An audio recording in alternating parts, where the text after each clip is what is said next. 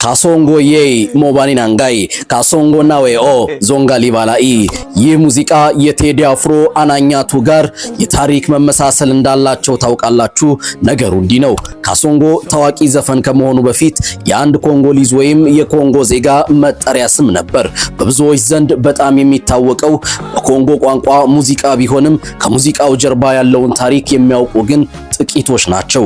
ይህም ታሪክ ነው ከቴዲ አፍሮ አናኛቱ ሙዚቃ ታሪክ ጋር ግንኙነት ያለው።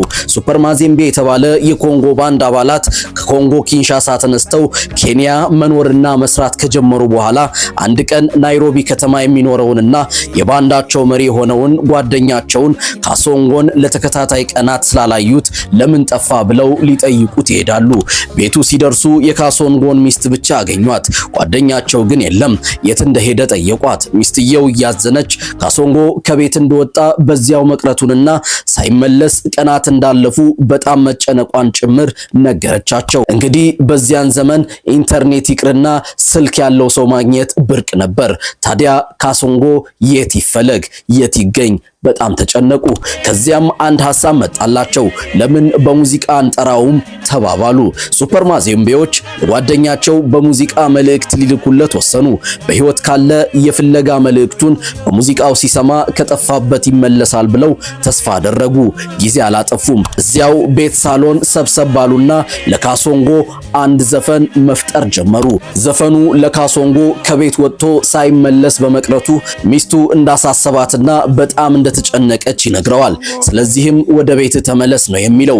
ካሶንጎ የይ ሞባኒናንጋይ ካሶንጎ ናዌኦ ዞንጋሊ ባላይ ካሶንጎ ባለቤቴ ካሶንጎዬ እኔ መሞቴ ነው፣ ወደ ትዳር ተመለስ፣ ወደ ቤትህና መቼም ቢሆን መቼ የምትመለስ ከሆነ አሳውቀኝ ውዴ፣ አባቴ የታለ ሲሉኝ ለልጆቼ ምን ልበል እንግዲህ።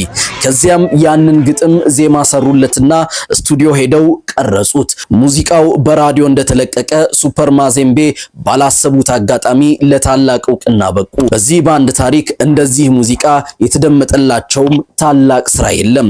ወደ ቴዲ አፍሮ አናኛቱ ዘፈን ታሪክ ስንመጣ ደግሞ በአንድ ወቅት ታስታውሱት እንደሆነ የኢሬቻ በዓል በሆራ አርሴዲ እየተከበረ ሳለ ለብዙዎቻችን ጠባሳ ሆኖ ያለፈ ክስተት ይፈጠርና በርካቶች ህይወታቸው ያልፋል። ታዲያ የዚህን ጊዜ አንድ ሚስቱን ወደ በዓሉ የላከ አባወራ ቤቱ ተቀምጦ ሆራ አርሰዲ ላይ ስለተፈጠረው ሁኔታ ዜና ይሰማል።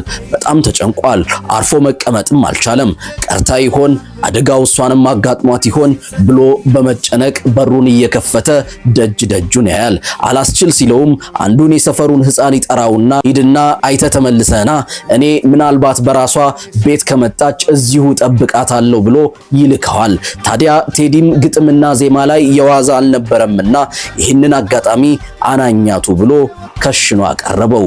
ታሪኮቹን ከወደዳችሁ ፎሎ እያደረጋችሁ 400,000 አስገቡኝ። ላይክ ማድረግም እንዳትረሱ። ዛሬን ለነገ እንኑር። መልካም ጊዜ።